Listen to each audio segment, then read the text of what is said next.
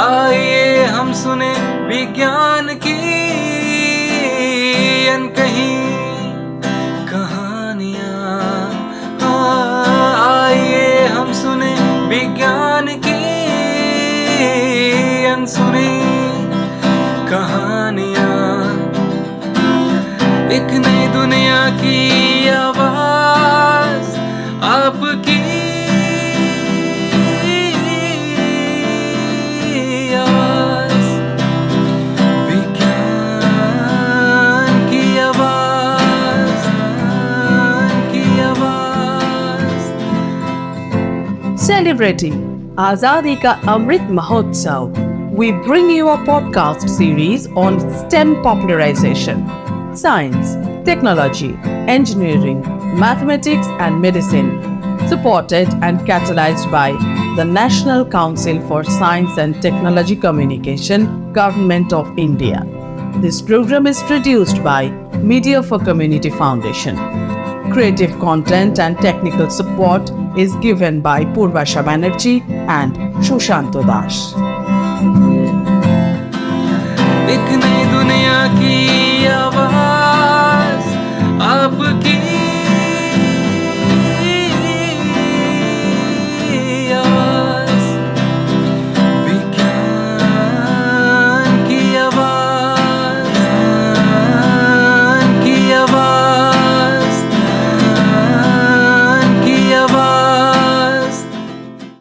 Vigyan Ki Awaaz podcast series aims to popularize new ideas of science and technology, which highlight STEM, science, technology, engineering, mathematics, and medicine. This brings to the surface the efforts and researches of Indian scientists, which is desired to bring a change in community learning and teaching, access to knowledge of resources, and social paradigms. Our goal is to spread the name of indigenous Indian research stories and their masters among the masses of society in a very easy manner. Bose Institute was set up in 1917 by Sir Jagadish Chandra Bose, the founder of modern science in the Indian subcontinent.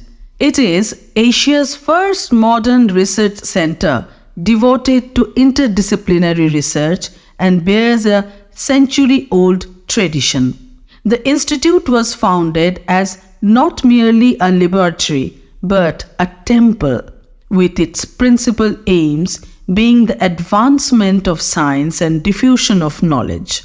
Swami Vivekananda, Sister Nivedita, whose influence is reflected in the institute's emblem of Vajra, was significant in the setting up of the institute, and Rabindranath Tagore were among those who had consistently inspired and supported Jagadish Chandra Bose in his endeavors. Ever since the establishment of the Department of Science and Technology, Government of India in May 1971, Bose Institute has been an autonomous grant-in-aid institution of DST. Over the last century, the institute has endlessly strived to preserve the legacy of its illustrious founder. We welcome Dr. Subhash Halder, an assistant professor at the Bose Institute. We get to know about his journey as a scholar and faculty in the field of science. I am Subhash Halder. Currently, I am working as an assistant professor in Bose Institute. I did my MSc and PhD in biochemistry from University of Kolkata, and after that, I went USA in Cedars-Sinai Medical Center, Los Angeles for postdoctoral study, and there I work more than 7.5 years, and after that I returned in India and work as an assistant professor in Gaur-Bongo University for nearby 2 years, and last year I joined in Bose Institute as an assistant professor. Sir explains in detail about his research in the area of cancer biology. Actually, we work with the cancer biology. So mainly with the tumor microenvironment, where we see the epithelial and stromal interaction, and that actually how that involve in the cancer initiation and progression.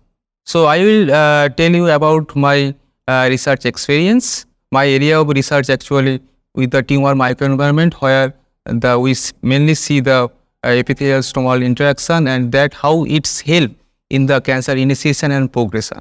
So with my previous, I will tell you my previous research experience that I did before with the tumor microenvironment. So I found that some chemotherapeutic drugs that generally used for the cancer treatment. So when clinicians use that drug, we found that they have some side effect, some toxicity, and that actually make resistance against this drug during this treatment period. So at the end of this, the tumor actually will relapse. We actually find that why the tumor is relapsing, and that associated with also other diseases also. So last time, what I found an interesting things that cyclophosphamide, it is a common drug for treating the breast cancer, ovarian cancer, and other diseases also. So when patients are treating with this drug, what actually happen, the derivative of this drug, that is acrolein, that accumulate in the bladder, and that causes hemorrhagic cystitis. So this is actually kind of bladder inflammation, and people actually have heavy pain there. So what we actually trying to find out what actually happening there. So we found new things, new interesting things, the new cell death process. So that actually caused the pyroptosis, and with the formation of inflammasome complex. So that which actually we showed first time in the world, that how is inflammasome is forming in the human body or mouse body. Okay, so this is very interesting, and what interesting things we found, that the cells are dying with the inflammation. What actually happened in the inflammation? Cells are dying. But we also found the hyperplasia in the muscle. So this is actually expansion of the muscle. Okay, so this is actually opposite. So what actually happening? So to find out that, so we found the inflammasome formation, and the end of this inflammasome product, that is the active IL-1 beta, that actually help the proliferation of the remaining cells present in the bladder muscles. So that actually causes. So why actually this is happening? This is the hyperplasia actually happening. To find out that, what we found, that the acrolein, that the derivative of the chemotherapeutic drug cyclophosphamide, that actually causing the global methylation. Okay, so global methylation so causes that is the epigenetic changes. Sir also helps us understand the difficult terminologies to better understand the nuances of the research.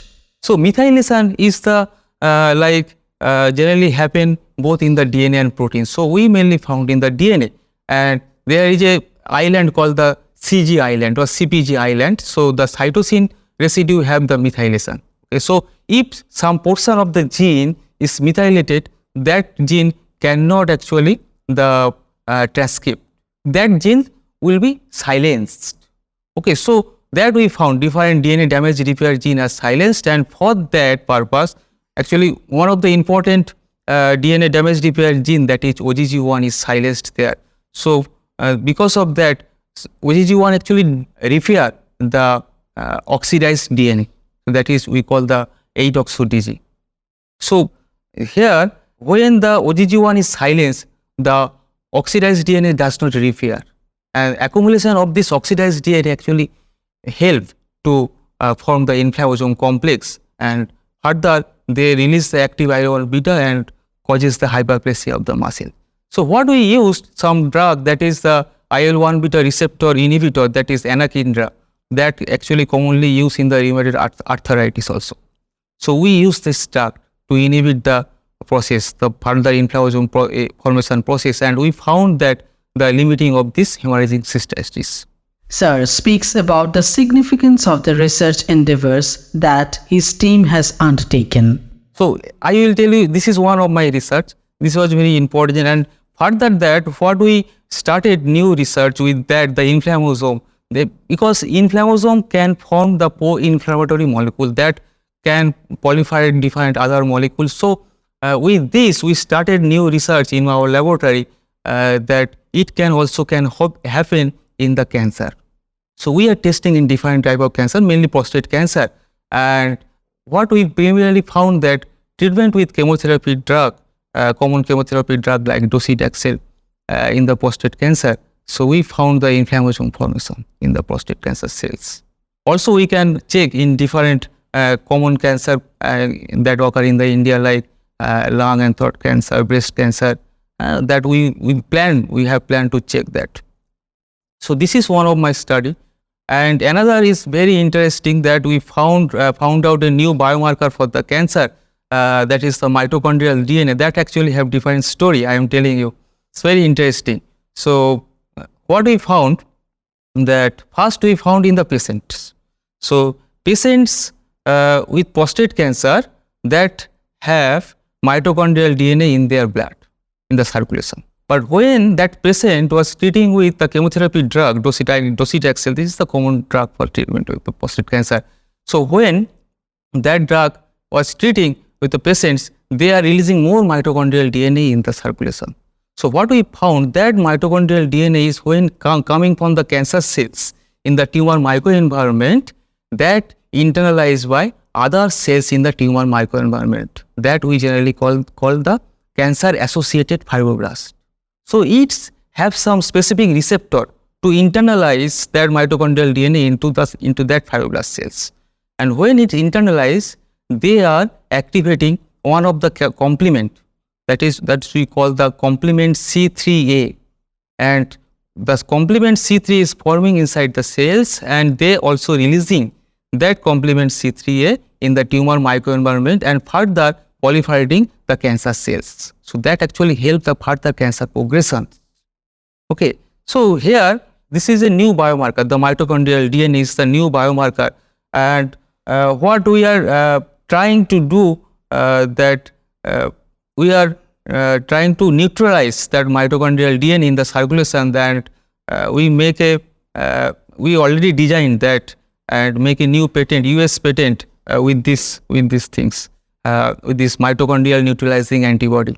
Professor connects his previous works with the present and also focuses on their future directions. Future area actually is related with my previous works, that I told you, that the methylation, the epigenetic changes.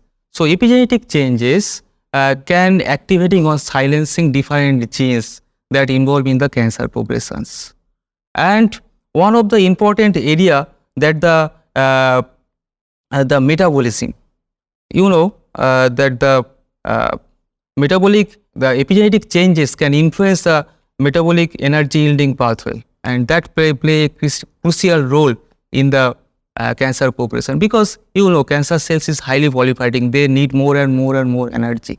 So that actually the epigenetic changes can activate or silence some genes that can induce the metabolic energy yielding pathway. So that's actually we are now looking for. Sir talks about the different collaborations and acknowledge his friend's contribution in his research work. I have collaboration in India. Sometimes I have collaboration with this guy, Dr. Nirmala Sen, and he is very, very much helping. And also I have some friend in the Gourbanga University, Dr. Biplav Giri. He is also one of the guy is Dr. Rajiv Mishra. He is in Kanpur University. And outside of India, Dr. Neil Bhomik, Edwin Posadas in Cedar Sinai Medical Center. They are also connecting with me with this work. Sir explains how his research can transform the diagnosis and treatment process of prostate cancer and also contribute in industry-academia interface. Prostate cancer, you know, the second leading cause of cancer in the men in the large cities of India like Delhi, Kolkata, Pune, Trivandrum. Okay, so and till date, our Indian company is trying to make different kit to identify the cancer is occurring or not.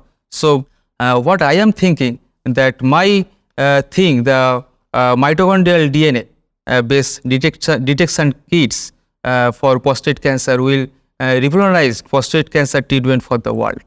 I have also planned to market such kit through Indian companies and hence associate the project objectives with the industry academia interface. We thank Dr. Halder for sharing the intricacies of his research in such an interesting manner.